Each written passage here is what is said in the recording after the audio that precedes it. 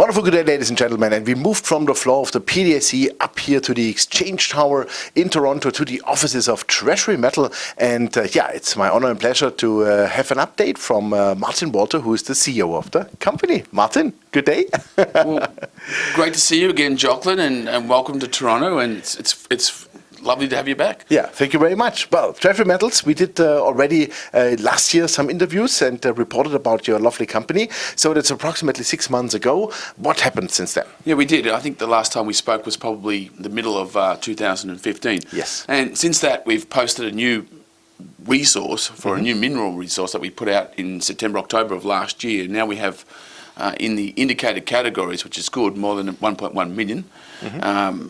Somewhere around about the 1.4 million ounces in total. And as your viewers or your listeners are aware of, the project's in Ontario. We're located up in Dryden. We enjoy some of the best infrastructure in Canada, if not in the world.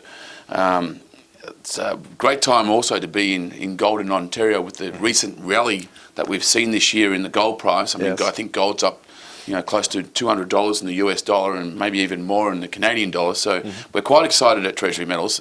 The list of companies, certainly in Canada, and the list of companies certainly in Ontario that control more than 1 million ounces that are close to the surface that you can actually extract through open mining pits and open mining methods is dwindling. It's getting smaller with some of the recent transactions we've seen in the marketplace in the gold space. So it's great to be in, as I mentioned, great to be in Canada, great to be in Ontario, and great to have a project that's moving along the development lines here as it is in Ontario. Absolutely. Well, I saw in your presentation you have a fantastic time plan, a fantastic time schedule, and it seems to me like that you are perfectly executing, right? Yes, we managed to raise a little bit more money in December and January of 2016 this year, and that money has enabled us to remain on the timelines. We submitted to the government early in 2000 or middle of 2015 an environmental impact statement. We now are in receipt of the government's response to that environmental impact statement.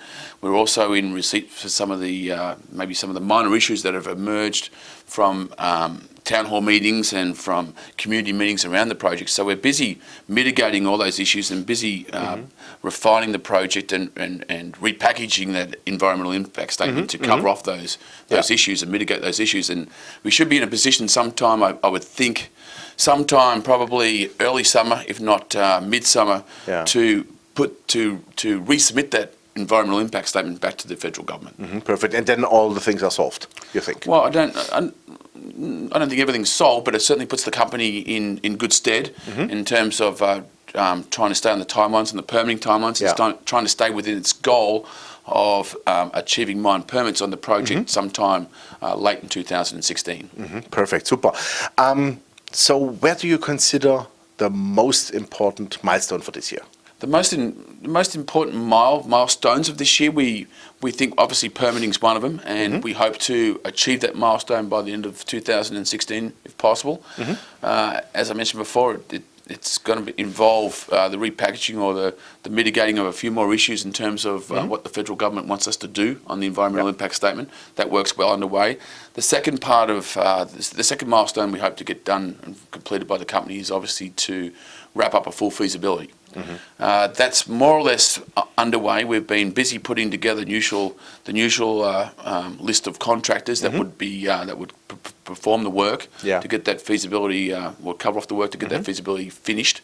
Hasn't started yet, but it's certainly it's certainly an item that will be addressed in the next, I would say, in the next 2 to 3 months. So it's on a good way. It's in the pipeline, and we hope to get going before probably sometime in the spring of this year.